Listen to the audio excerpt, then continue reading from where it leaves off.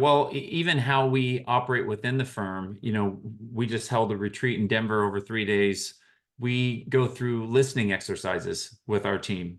So, what's level three listening? Level one listening is when you listen to reply. You're just thinking about what you're going to reply.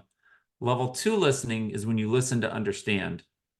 And level three listening is when you listen for what's not being said, whole body listening. And we'll have them practice with each other within the firm. So then when they have some of those listening skills and they connect with the client, they're able to do level three listening and become available for what's beyond the balance sheet conversation. Same thing on sharing. Oftentimes as advisors, the vulnerability is on one side. It's the client we're asking to open up and talk about your hopes and fears and dreams and your family dynamics, and I'll just listen and be kind. Well, vulnerability is a two-way street. So we as advisors need to be willing to share what's on our heart and what our fears and concerns are, which then invites the clients to do more of the same. So we talk about level three sharing. Lowest level sharing is when you share just facts and information. Level two sharing is when you share some stories, and you share usually stories that are narratives that kind of make us look good. Well, I did this with a client and this paid off. But level three is when you actually share about your feelings, your concerns, how you're navigating your kids aging, how you're navigating the loss of a parent. And so by level three listening, level three sharing, just those two tools in and of itself, it helps even our younger advisors and team members better connect with clients. Welcome to the Future Ready Advisor Podcast. I'm your host, Sam Sivarajan, wealth management consultant and behavioral scientist. Join me and my guests, from industry experts to top advisors, as we explore the pain points that financial advisors face, how they can solve them, free up their time, and make their practice future ready. Hi, everyone. I'm your host, Sam Sivarajan. Welcome to today's episode of the Future Ready Advisor. Today, I'm here with Seth Streeter, the founder of innovative wealth management firm Mission Wealth. Seth, welcome to the show. Thank you so much, Sam. I'm excited to be here with you. I'm excited to get into our conversation. Let me quickly introduce you to our audience. Seth is the founder and chief impact officer of Mission Wealth, a U.S. wealth management firm with over $8 billion in client assets.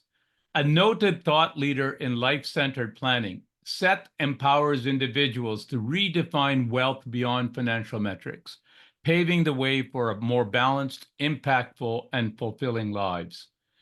In 2016, he delivered a TED Talk, The Untethered Life, Wealth Redefined, which is an interesting topic in and of its own. And this has made him a sought-after speaker at industry conferences, in the media, and various podcast programs. Seth joins us today from Austin, Texas. Seth, I'm really looking forward to our conversation because I like this concept of wealth redefined, looking beyond the financial metrics. Before we dive into questions on that area, I wanted to talk a little bit about your background. So you've had a successful career in wealth management. Can you share for the audience a bit of your background, what motivated you to found Mission Wealth, and how your vision for the firm has evolved over time? Sure. Well, I'm no spring chicken. I started 34 years ago in Los Angeles working for a large multi-financial services company. And, I started a week after graduating college, so we didn't really know what we're getting ourselves into. But there was a lot of hustle, essentially a lot of a sales culture back then. Wanting, to sell certain mutual funds, certain insurance products. And, after having success within that world for 7 years, also kind of cutting my entrepreneurial teeth, learning how to do seminars and focused on different niches with different client types, it really became apparent to me, and then a coworker who became my co-founder, that we were just kind of fed up with the conflicts in the industry. We felt like our clients were our bosses, not the product companies. And we felt like comprehensive planning and meaningful service was important versus just getting the transaction and moving on to the next. So the vision for Mission Wealth, which was 25 years ago, was really around building a firm based on objectivity that didn't have any proprietary products, didn't have those conflicts of interest, and that focused on true comprehensive planning Brad Stark, my co-founder, and I were two of the youngest certified financial planners in the state of California at the time. And so we really believed in taking a comprehensive approach with clients, looking at cash flow, looking at real estate, looking at taxes, estate planning, philanthropy. And we knew that a meaningful proactive service model was also really critical. So you can't just say, hey, clients, call me if you have questions. Clients don't know what they don't know. So it's on us as advisors to come up with a meaningful service model that's going to help them think about, should they gift to their kids? Should they set up a donor advised fund? Should they think about a Roth conversion? So we wanted to build a firm based on those key metrics of objectivity, being comprehensive in planning, and then proactive service.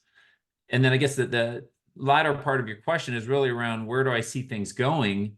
I see things going where we're going to continually, as financial firms, offering expanded services. So our job used to be really portfolio construction and management. Then it was financial planning. Now it's expanded into tax services, estate planning, philanthropy, bookkeeping, life coaching, behavioral finance. The list just keeps expanding.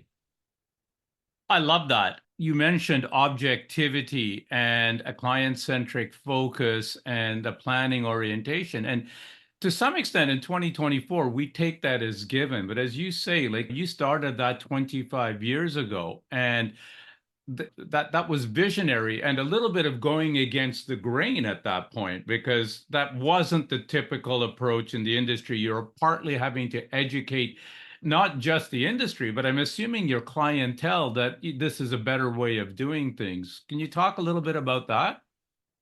Absolutely. Well, I remember coming up with the name of our firm in 1999, and it was Mission Wealth Management. And we really thought about the first word should have some type of kind of purpose principle around it.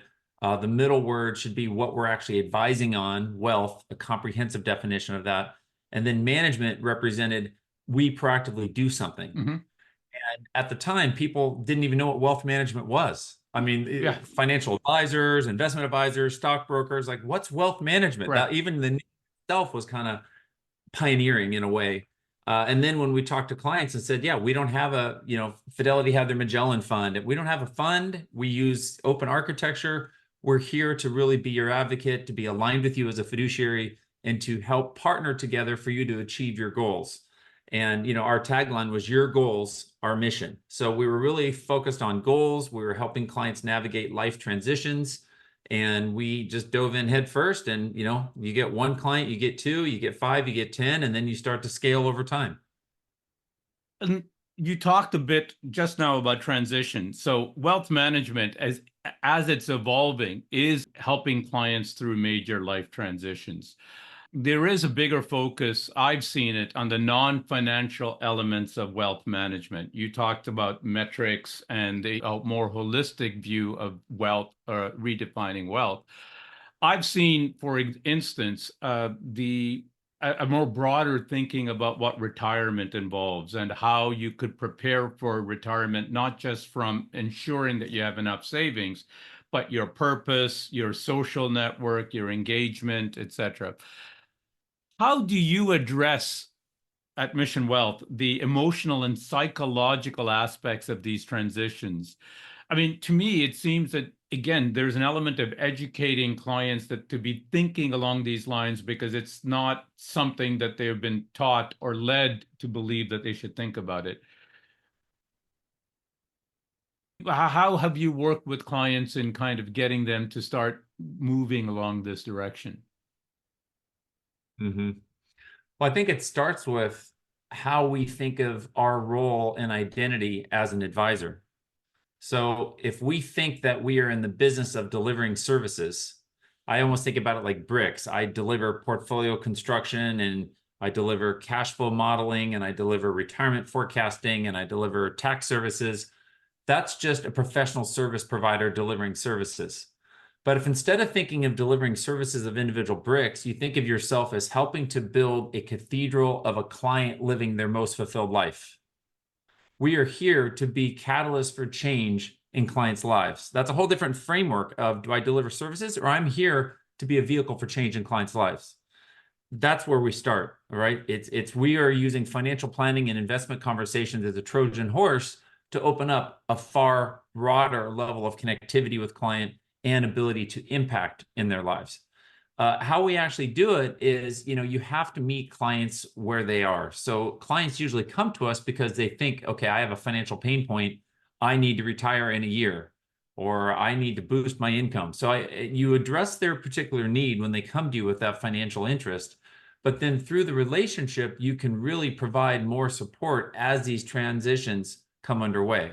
So for instance, if someone says, hey, I want to retire in a year, you start talking about their portfolio strategy and timing of Social Security and pensions and brass tacks around the work that we do. But then you also start to talk to the client about how do you envision your retirement chapter looking? How do you expect to spend your time? You've had a lot of identity being a doctor, being a business owner. How do you think your identity will shift as you go to this next chapter? And you start to talk to them about these more holistic elements. And, we talk about wealth across 12 dimensions. So finances is only one of 12. So it's their relationships, it's their intellectual growth, it's their impact in the community, it's their physical health, it's their spiritual life. So helping clients really think through the broader aspects of retirement or empty nesting or transitioning from a business or losing a loved one. There's all these chapters that do happen to us in life. We as advisors then can tap in and provide additional thoughtful processes and exercises so clients can think more holistically and better navigate those transitions in their lives. That analogy of building a cathedral versus putting bricks together to a wall. I mean, I love this story and I love the application to your practice and meeting the clients where they are. You're right. You can't sit there and get esoteric without addressing the initial reason they're coming to, but then using that to expand the conversation. Now, you've talked about having 34 years of experience that has given you, I guess, that ability to kind of broaden that conversation, to build that trust, that experience. For the younger members of your firm, like how do you get them up to speed in terms of that kind of training, that kind of thinking, that kind of empathy and trust building?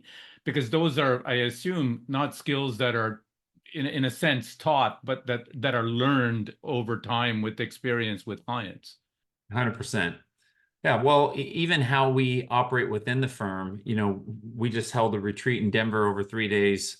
We go through listening exercises with our team. So what's level 3 listening? Level 1 listening is when you listen to reply.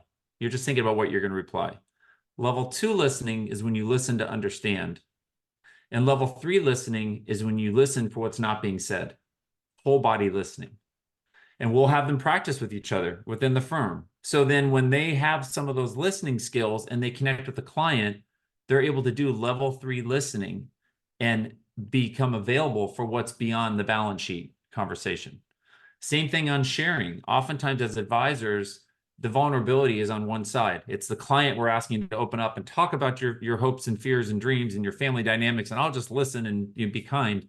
Well, vulnerability is a two-way street. So we as advisors need to be willing to share what's on our heart and what our fears and concerns are, which then invites the clients to do more of the same. So we talk about level 3 sharing. Lowest level sharing is when you share just facts and information. Level 2 sharing is when you share some stories, and you share usually stories that are narratives that kind of make us look good. Well, I did this with a client and this paid off. But level 3 is when you actually share about your feelings, your concerns, how you're navigating your kids aging, how you're navigating the loss of a parent. And so by level 3 listening, level 3 sharing, just those two tools in and of itself, it helps even our younger advisors and team members better connect with clients. Now, on top of that, we have our Inspired Living services. So we actually have Inspired Talks. Every quarter, we'll have a thought leader across these 12 dimensions of wealth give talks to our entire client community. And then that brings up conversations that those advisors, even if younger, can start to dive into further with their clients. So when we had Bruce Feeler, who talked about life in the transitions, talk about transitions, or Dan Buettner talk about longevity in the blue zones, Mara Abrams talk about levels of impact. that then sparks interest for those clients to go to their advisor and say, gosh, if I were to live 10 years longer than I expected, how would that affect my plans? What are things my wife and I could do that we hadn't thought we could do on our bucket list? How should we think about giving if I'm going to live to be 100 instead of, 80 like my parents? And so these inspired talks also help kind of open up the conversation possibility, which even when younger advisors are talking to their clients can spark some expanded conversations. Yeah, I was quite intrigued about the Inspired Living platform on your website. It's quite unique. I haven't really seen much like it, not as comprehensive as what you've built. You talked a little bit about what it is and how some of your younger advisors use it. Can you talk a little bit about your clients' reaction? Like, what are they getting? How are they engaging with it? What are they getting from it? Are they following up with their advisors almost proactively to kind of explore a little bit more of some of the content? Yes.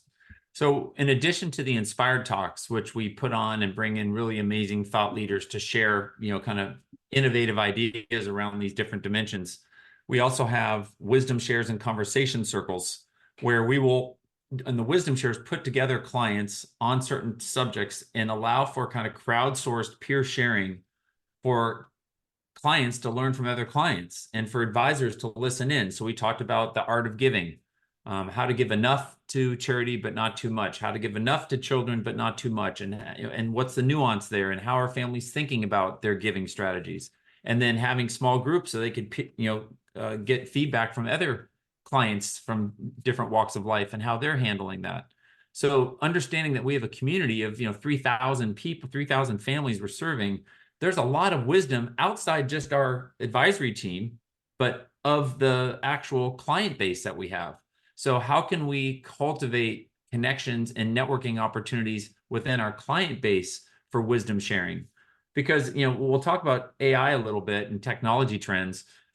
It used to be a knowledge economy. And as Mhm. advisors, we were in the business of sharing knowledge. Clients wanted to know facts, and we would give them the answers.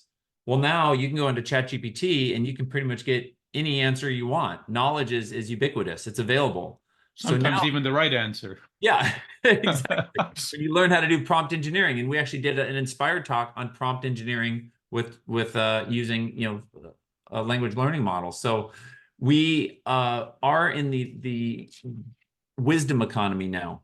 We've graduated beyond the knowledge economy. We're in the wisdom economy. So clients have access to knowledge. It's our job to help clients understand how to apply that knowledge and turn it into wisdom and then integrate that into their lives. So if we talk about longevity and clients get sparked about, gosh, I'm hopeful. I really want to start exercising more. The advisor can say, well, great, let's add that to our goals. Your goals are mission, company tagline. What are your goals? Well, you want to run a 5K before the end of the year. Okay, let's put a pair of running shoes on your list. You're going to get a pair of running shoes within the next month. And you're going to have your sign up for a 5K by the end of the year. And you're going to start to build milestones of walking and then jogging and then running up until that point. Or maybe it's conversations with kids. I really want to have more open conversations with my children.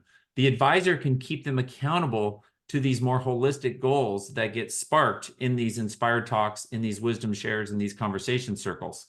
So it's not just looking at our job to say, here's your balance sheet, here's your cash flows, here's your portfolio. Mhm. It's no, this is my client. And I come from a place of caring, one of our top 4 core values. I want to serve this client however I can. And maybe that's helping them write the book they've wanted to write, or to make a career change because they don't feel appreciated in their career, to spark open conversations with their children, or to put on running shoes and get in better shape. So it's expanding our definition of what our role is, and it goes beyond just advising into truly serving our clients in the area of fulfillment. That's really interesting. And I really like that characterization of moving from knowledge to wisdom. And you're right, knowledge is ubiquitous these days, and you can find it anywhere on Google, ChatGPT. It's the application of knowledge, that wisdom, that bringing in that heart, that experience that I think is truly differentiating. So I love that definition. And You got me thinking. So you're expanding the definition of what it means to serve the client.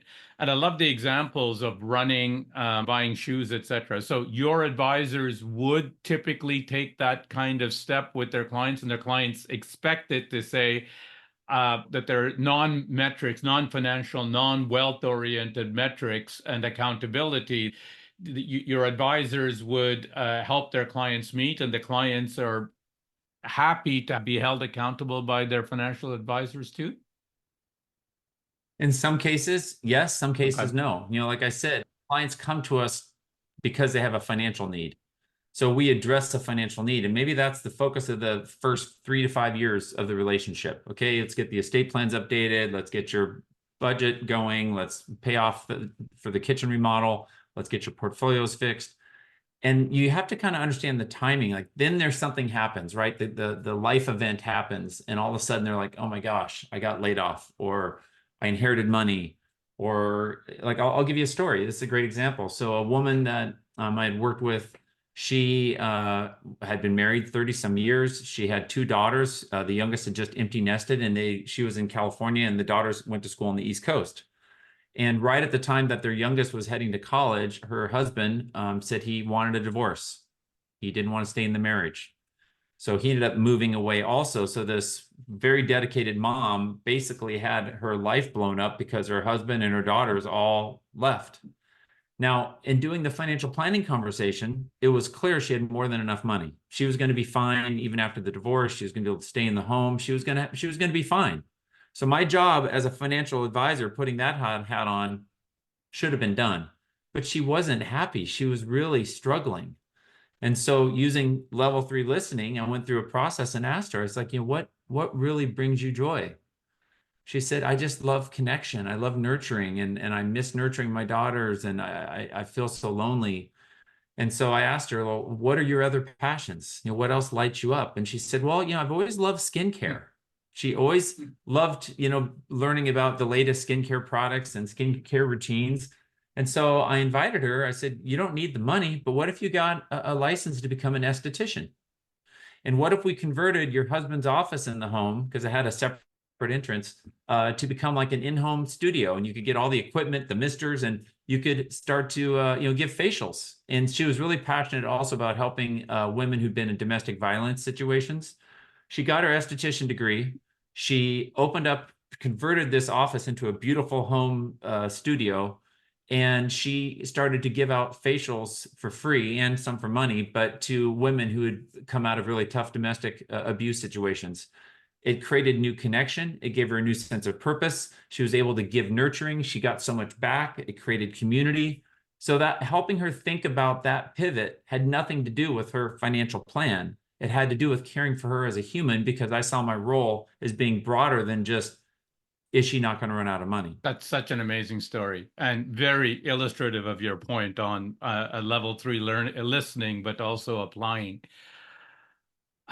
I think it's clear that you've taken a relatively broader definition of wealth at Mission Wealth, and that's led to your success and growth.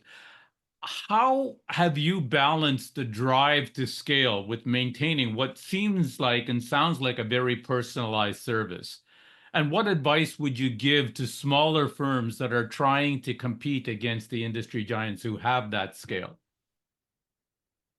Yeah. It's a constant balancing act because we've been growing significantly. And so how do you keep culture front and center while scaling? Now, in our case, we really wanted to build a firm that was beyond Brad and myself. We wanted to, have departments and, systems, and have the business be run based on those systems and technologies, and have good people that support those systems. But if I'm a smaller firm and maybe it's just me, or it's, one, two, three, four, team members, it's hard to try to compete with the larger firms that have in-house CPAs and in-house estate attorneys and trust departments and a whole suite of alternative investments. And so, that's challenging. But what you do have is you have the ability to really stay in your lane and know who you work best with. Partner with others when you need complementary expertise and services. So, partner with other CPAs, other attorneys, other insurance experts, other mortgage brokers, And then really make the decision. Do you want to be a lifestyle firm and just keep it small, take care of a handful, maybe up to 50 clients really well during your lifetime? And maybe that will be the end of your business when you're done, right? Or do you want to think about kind of phase two, where you think about your succession, you hire an associate, you train them up, you come up with a internal transition pathway so that the business can go on and those clients can be served after you no longer are able or want to be doing it. What's happened is a lot of these smaller firms, there's over 15,000 RIAs just in the United States. And, you add more thousands in Canada and, other parts of North America. They are seeing the writing on the walls that it's hard for many of them to compete on the service enhancements that larger firms are offering. Clients are like, wait, I'm paying 1% on assets and I can get 6 extra services for the same fee. And they haven't really cultivated the next gen of talent to be able to transition their business to. And then you couple on top of that the vast PE influx into our business, where private equity is rapidly going after acquisitions. Many of those firms are just selling. They're just like, you know what? I'm done. I will just sell out and I'll work another year or two and I'll just ride off into the sunset. So that's a big transition that's happening in our industry. The consolidation is just, accelerating. So small firms need to figure out, who do you want to be? Do you want to last beyond your life? If so, what's your succession strategy? And if not, then, how can you stay relevant with your clients by offering value-added services, either yourself and or with partner firms that can keep those clients well serviced and cared for while you want to remain in the industry? That's great advice, and you're absolutely right. We are at an influx point of consolidation. So I think there's a bit of consolidation, but there's also fragmentation coming along as what you did 35 years ago, like split out because or 25 years ago, I should say, that you split off from a larger institution because you're seeing that the path is diverging and what you want to offer your clients is different than what the corporate entity wants to do. But I think the key from, as you say it, is trying to be very clear, be purposeful as to what is it that you're trying to achieve and for what time period. Yep, 100%. You've mentioned, Seth, the importance of understanding clients' true motivations and goals. This is the level 3 learning, listening, level 3 sharing.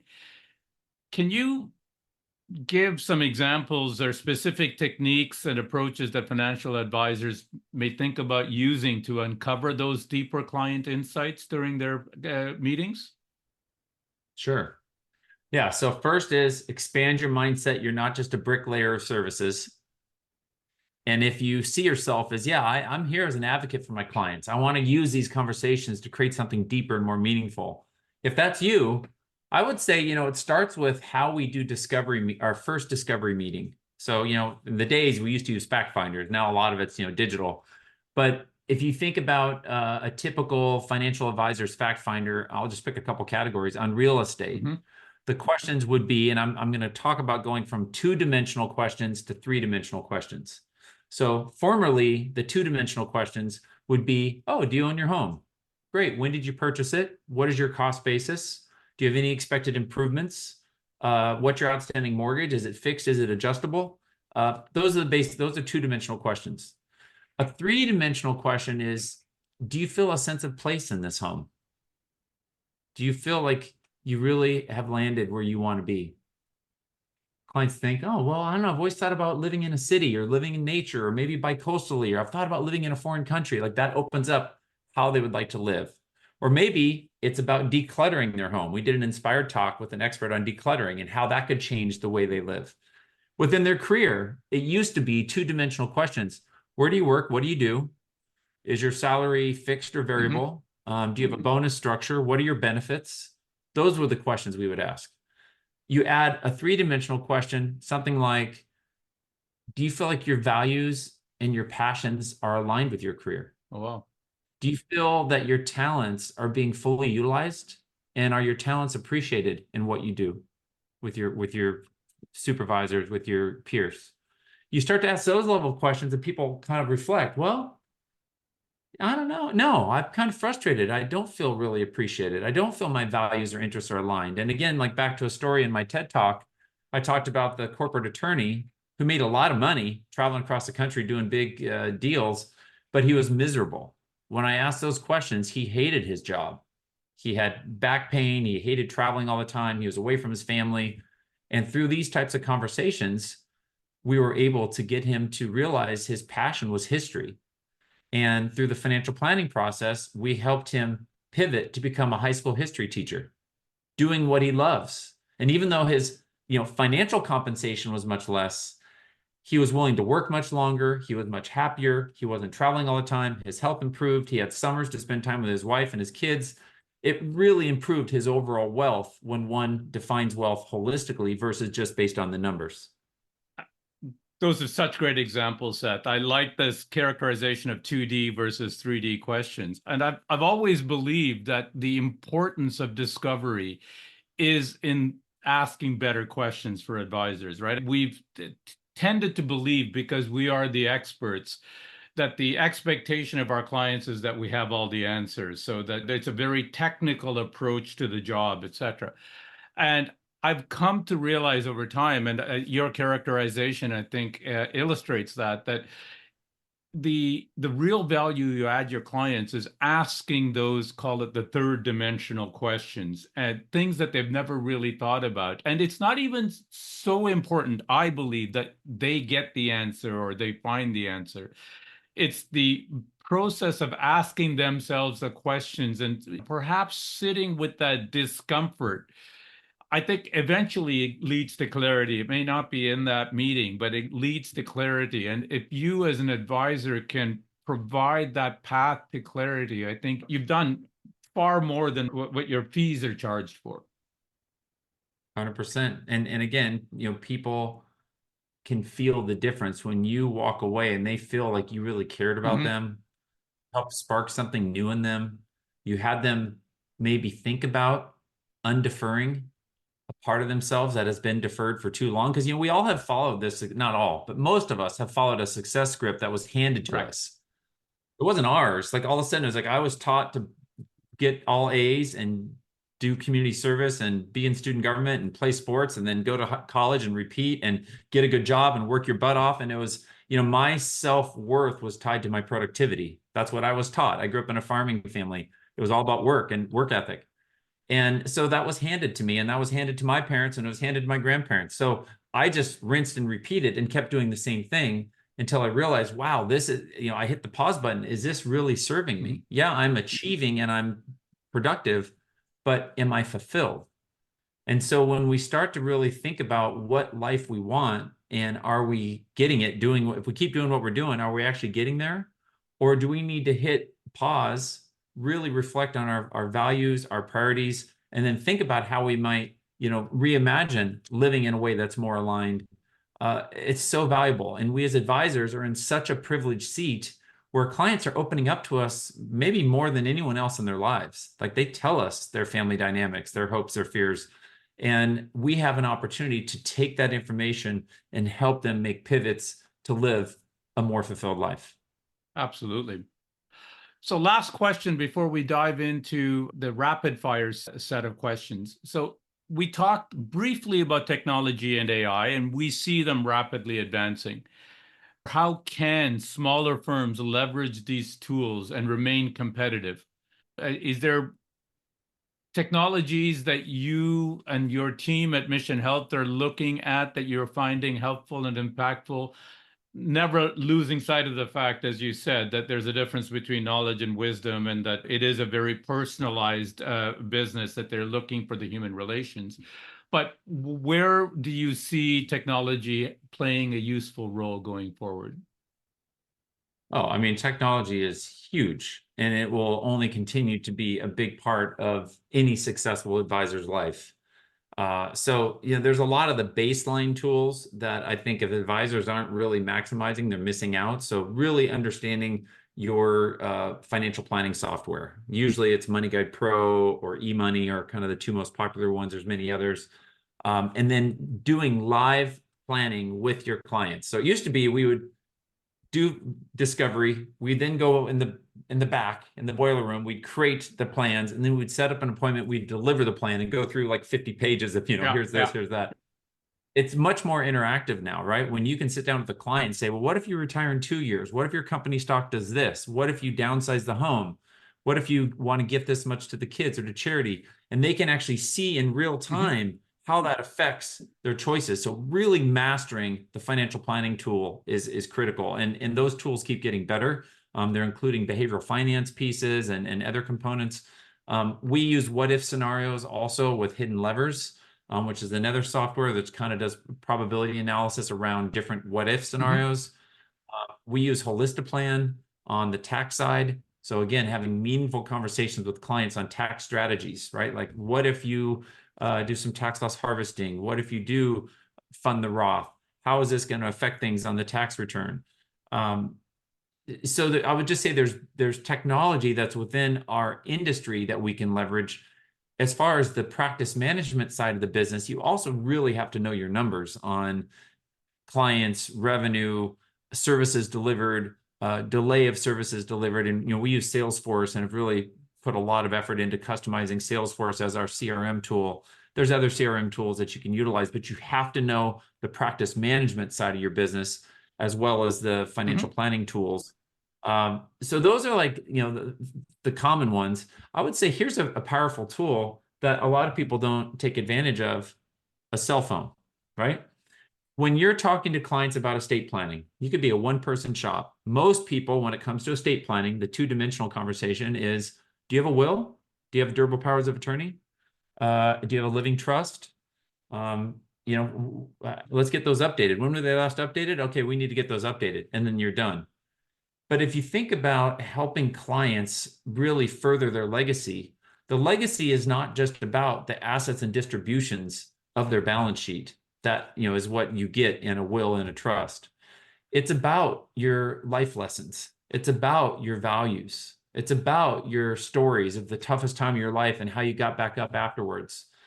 And so being able to, as an advisor, encourage and maybe even help your clients record those Mm. stories, put it on video and press record and say, tell me what it was like starting out when you started off, living in Latin America or whatever their story is.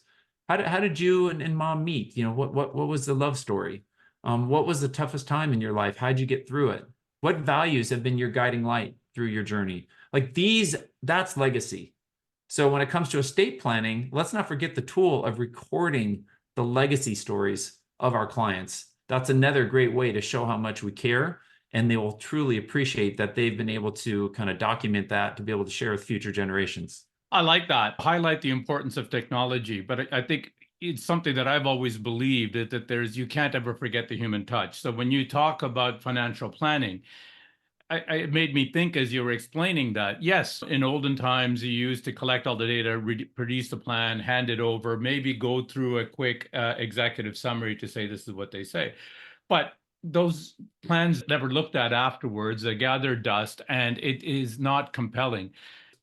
The approach I prefer to take, and I think what you're talking about is what I call co-creating the solution, right? Like by working with the client in drafting, whether it's the financial plan, looking at those what if scenarios, or creating the investment strategy. There's a big difference in compliance if you hand them a plan and say, okay, here you are, go do it. And if you say, okay, let's look at option A and option B and work through the pros and cons and get that client to kind of input why they prefer A and B and make changes on the fly. Now, it requires, as you say, you to have, as an advisor, an understanding of the client, understanding of your own numbers, understanding of the products and solutions that you're solving. But by being able Mhm. to do this, as you say, on the fly with the client, you're more likely to be able to come with the solution that they're going to buy into and stay on track with no matter what is happening down the road. Yeah, you get engagement Correct. that way because they were part of that Yep. co-creation. Awesome. Seth, we're coming to the end of our podcast. It's been a fantastic conversation. I have a few final rapid fire questions for you that I ask all my guests. So if you're ready, number one, professionally, what is the most important lesson you have learned over the years? Hmm, just Well, one. you can do more. Never give up. Never give up. I would say honestly, it's vulnerability and caring win in the end. Like clients can feel how much you care and really being willing to connect with them in deep ways, both from your side and receiving from their side. And that comes from having a service mindset. And that goes not just with clients, that goes with your Mhm. team, right? As you're growing your team, really invest in your team and invest in that type of connection. I'll always, say to our team, like, we're not just human doings, we're human beings. So even if you're calling the investment department to place a trade, or you're calling the operations team to get the beneficiary forms updated, there's still a human on the other side. How can we connect to each other from that place of beingness and show that level of caring? That's going to build much deeper, more meaningful relationships wherever we go in life. Yeah, and I keep thinking, I've never heard this before, but what you talked about, the level three sharing, to me, that is so powerful. And that's a further example of that caring and sharing element that you talked about. A quote on that is, listening is the highest form of loving. Well, I love that. Deep listening is the highest form of loving. So like when you really can have someone feel heard, it's such a gift. True words. What is one practical tip you would offer listeners keen to apply your insights? Well, I just got back from walking the Camino from France over the Wow. Pyrenees into Spain. And I did that. I just empty nested. And so it's kind of like, okay, this is a chance for me to reflect on my priorities and to really like get clarity. So I would say a big uh, ask or invitation for the listeners is, don't just hide with being busy. We're all busy, and it's a social norm to say, how you doing? Super busy. These meetings, I got 100 emails, I've got all this to do's. Don't let that be your excuse for not diving underneath the hood and tapping into your heart of what you really want and your ability to do the same with your clients, your coworkers in the community. So hit the pause button enough to tap into your truth so that you can say yes to your big yes in life. Know your big yes in life, and then take the steps to be able to say yes to your yes. That's great advice, Seth. Seth, this has been fun. Lots of really, really deep, powerful insight. If listeners want to learn more about you or find your work, where do they go? Yeah, a number of places. They can go to missionwealth.com, company website. They can go to sethstreeter.com, my personal website.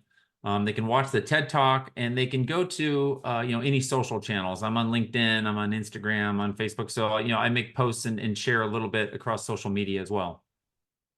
Seth, thank you so much for joining us today on the Future Ready Advisor. Thank you so much, Sam. It was a pleasure.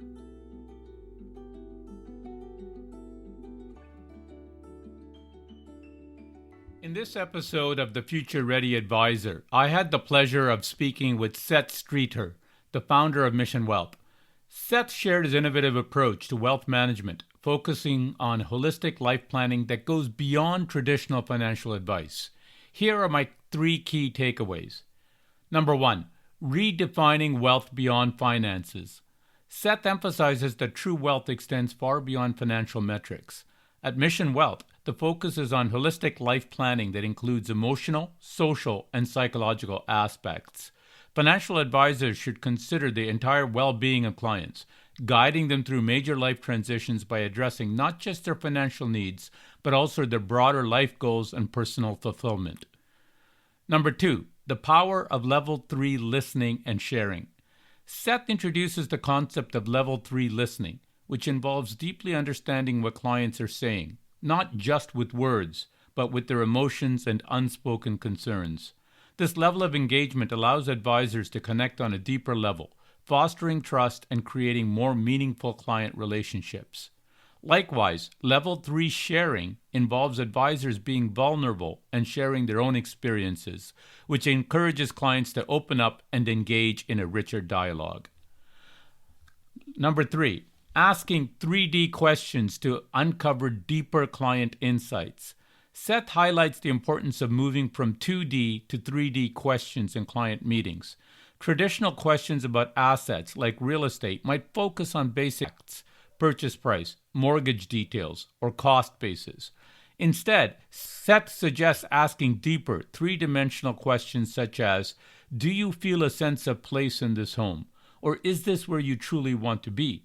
These questions open up a broader conversation about clients' life goals and aspirations, helping advisors understand their clients on a more personal level. This approach not only enriches the client relationship, but also uncovers insights that lead to more tailored and impactful financial planning. Thank you for listening to this episode of the Future Ready Advisor. Please be sure to subscribe to this podcast, and if you could rate it while you're at it, I would appreciate it. Visit samsivarajan.com where you can download a behavioral coaching guide and find other resources. Join me in the next episode for more tips and tools to make your practice future ready.